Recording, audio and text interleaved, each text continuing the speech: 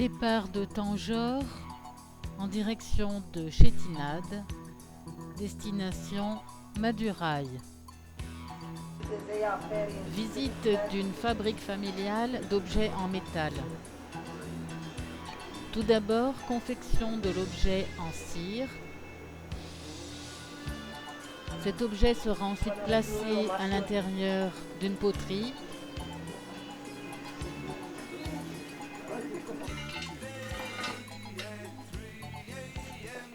La cire va fondre dans la poterie.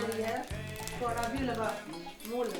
Vous avez déjà mis dans le feu et sorti que la cire. Ok?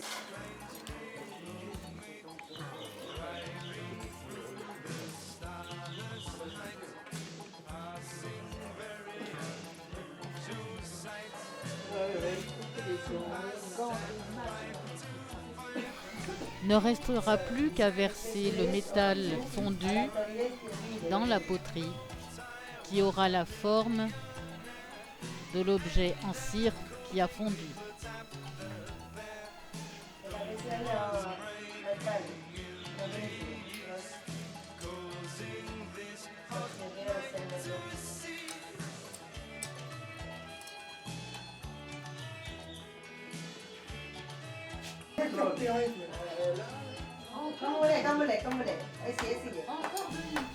Lorsque tout cela a refroidi, on casse la poterie pour libérer l'objet en métal.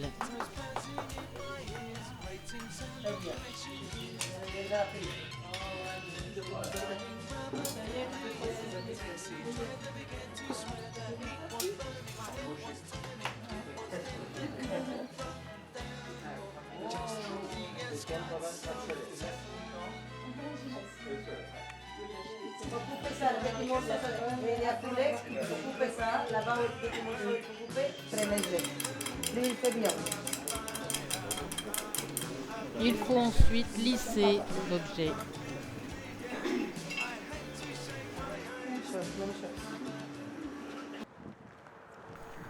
Visite d'une école. C'est une école privée.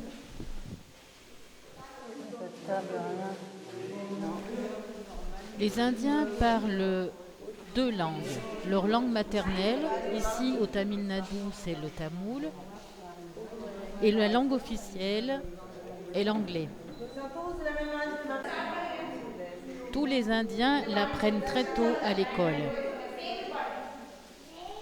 C'est la seule langue qui sera comprise dans toute l'Inde.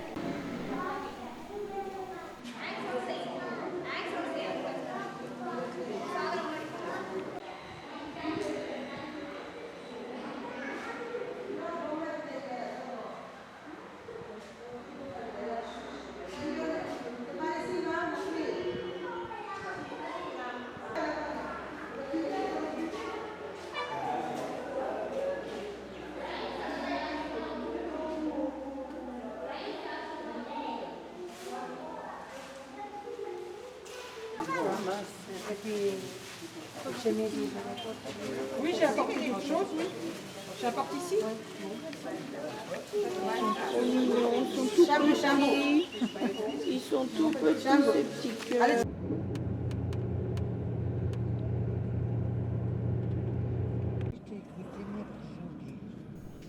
Ici, on vient pour faire la lessive.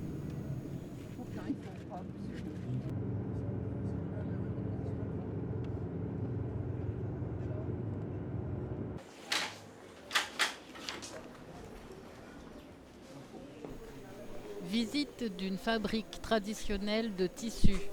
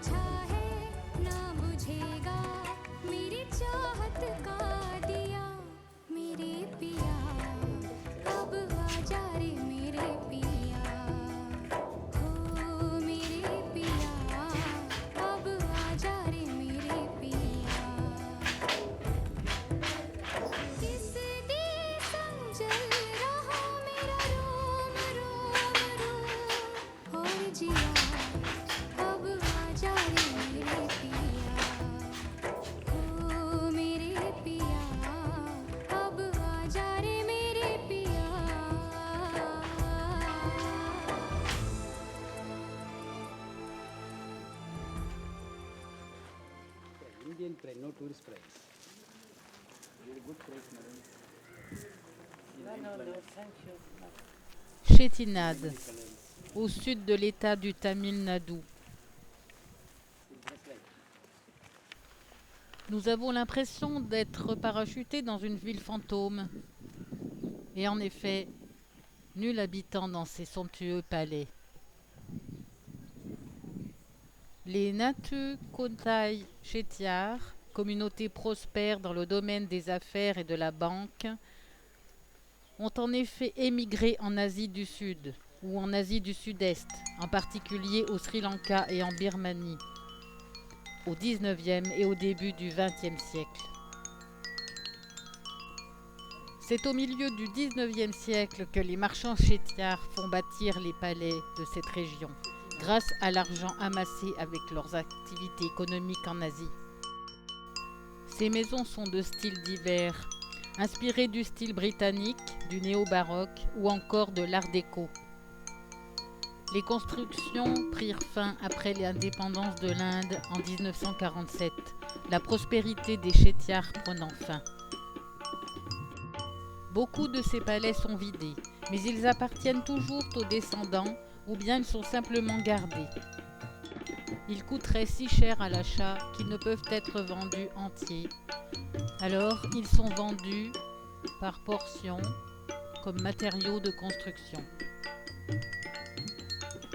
Notre guide nous indique que beaucoup sont conservés par les familles qui maintenant vivent dans le reste de l'Asie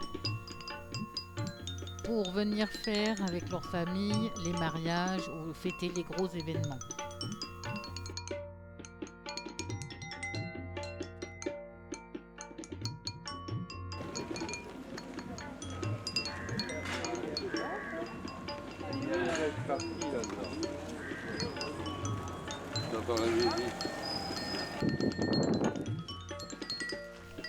Visite de la maison d'un banquier. Nous comprenons très vite que les personnes chargées de l'entretien de la maison la font visiter pendant que les propriétaires en sont absents.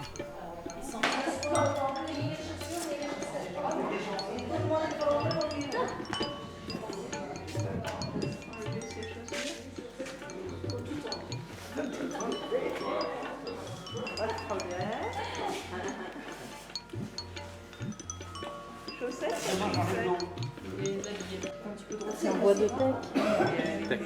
En teck de Birmanie. Vous pouvez profiter parce qu'on va payer vraiment cher pour cette maison, pour visiter la maison. Vrai. Chaque fois, il va payer beaucoup cher. Ah bon? C'est pas compris dans le forfait. Pour juste garder la maison propre, nettoyer tous les jours et tout ça, et garder une famille sauve.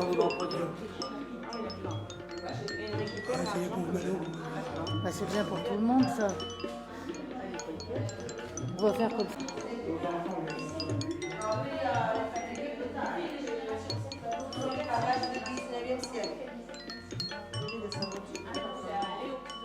Les cours comme ça pour assister au mariage. Les mariés sont restés là-bas et les invités autour. Pour assister au mariage, ils avaient les cours comme ça. Vous pouvez plein d'air. Pour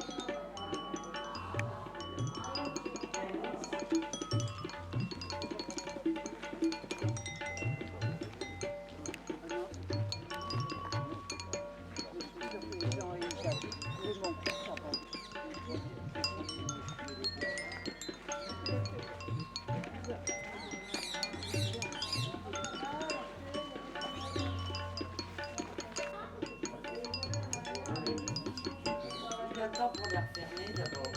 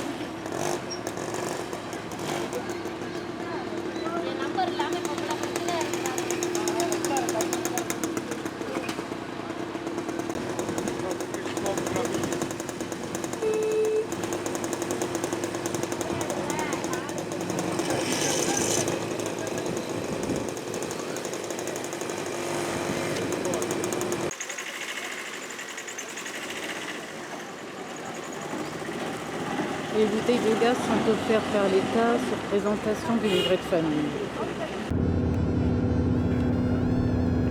Dans le Chétinade, on fabrique de manière artisanale des carreaux de ciment.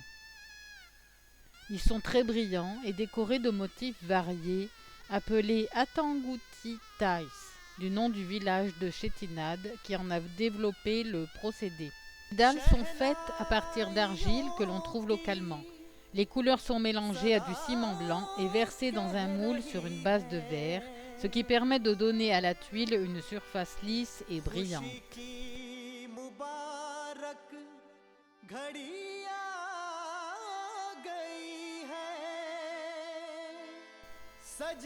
Déjeuner dans un ancien club de jeux pour hommes et démonstration de la cuisine typique du Chétinade.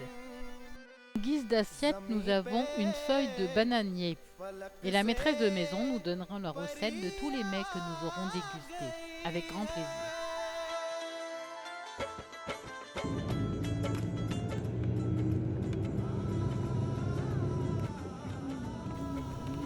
Madurai est la seconde ville la plus importante et la capitale culturelle de l'État du Tamil Nadu.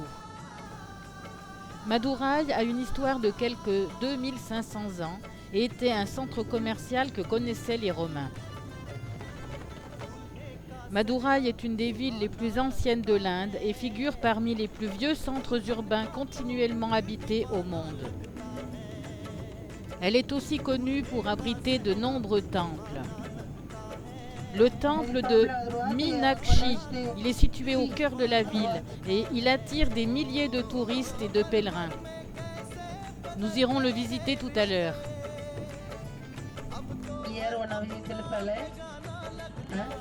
La cathédrale Sainte-Marie.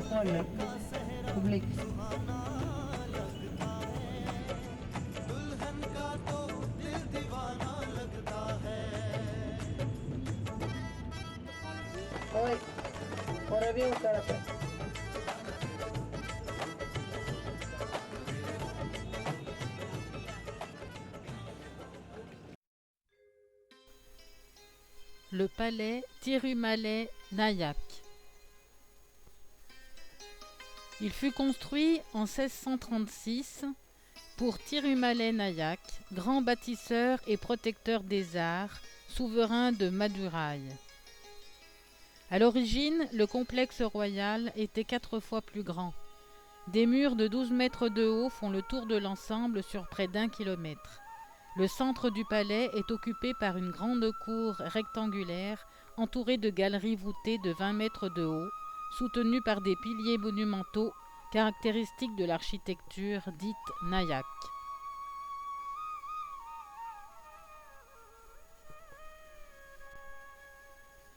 Le fils de Tirumalai Nayak, Shokanatha Nayak, détruisit en partie le palais pour utiliser les bijoux et les sculptures de bois précieux dans son propre palais de Tiruchirappalli.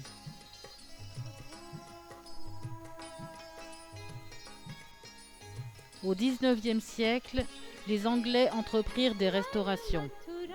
Après l'indépendance, le palais de Tirumalai fut placé sous la protection du département archéologique du Tamil Nadu.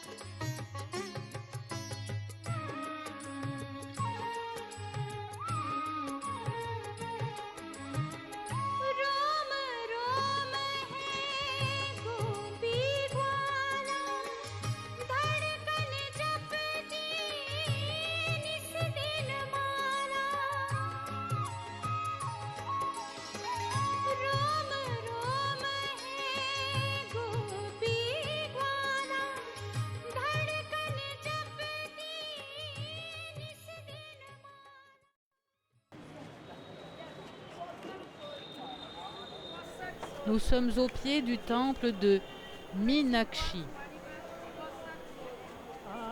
Il n'est donc plus possible de le voir, comme nous avons pu l'observer en arrivant en ville.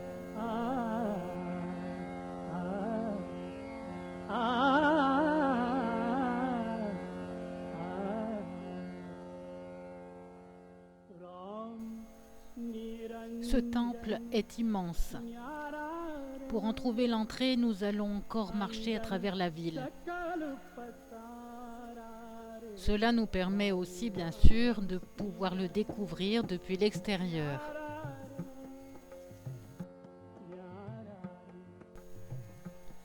Le temple de Meenakshi est un temple hindou de style dravidien. Il est un des chefs-d'œuvre de l'architecture dravidienne et l'un des temples en activité les plus importants de l'Inde. Il est consacré à Meenakshi, un avatar de la déesse hindoue Parvati, l'épouse de Shiva, ainsi qu'à Shiva sous sa forme Sundareshvara, le beau seigneur. Comme les autres temples de ce style, il est composé de multiples enceintes. On traverse ces enceintes par des tours-portails appelées Gopuram.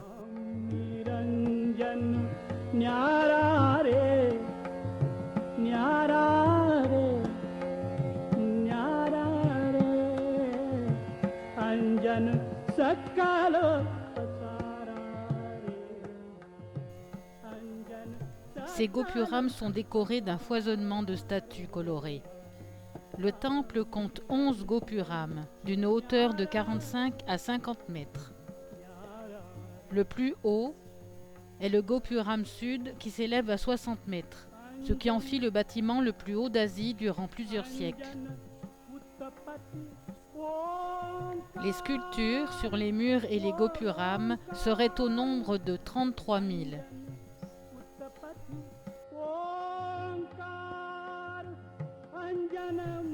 Pour pouvoir y entrer, nous devons nous débarrasser de tout ce qui peut être dangereux, mais aussi de nos appareils photo et caméscopes. Tout est dans son sac. Il porte une lourde responsabilité. Heureusement, à l'intérieur du temple, nous avons quand même le droit d'emporter nos portables. Meenakshi signifie « aux yeux de poisson ». Le mot est dérivé des mots Meena, poisson, et Akshi, yeux. Meenakshi est une des rares déesses hindoues à avoir un temple majeur qui lui soit consacré. De plus, dans la plupart des temples de Shiva, c'est Shiva qui en est le dieu principal. Ce temple a été construit à l'initiative de Veshvanatha et les travaux ont duré de 1560 à 1680. Mais la majeure partie s'est déroulée entre 1623 et 1660 à l'initiative de Nayak Thirumalai. Pourtant, ce temple est important pour la civilisation tamoule et figure dans sa littérature depuis l'Antiquité. Ce temple attire 15 000 visiteurs par jour et 25 000 les jours de fête.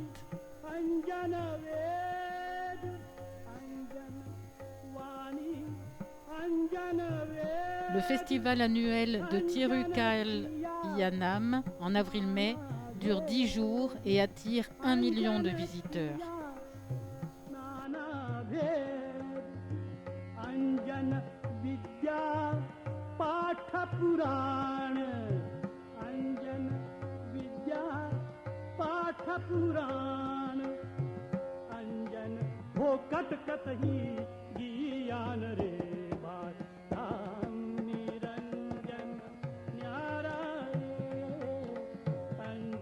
Sakala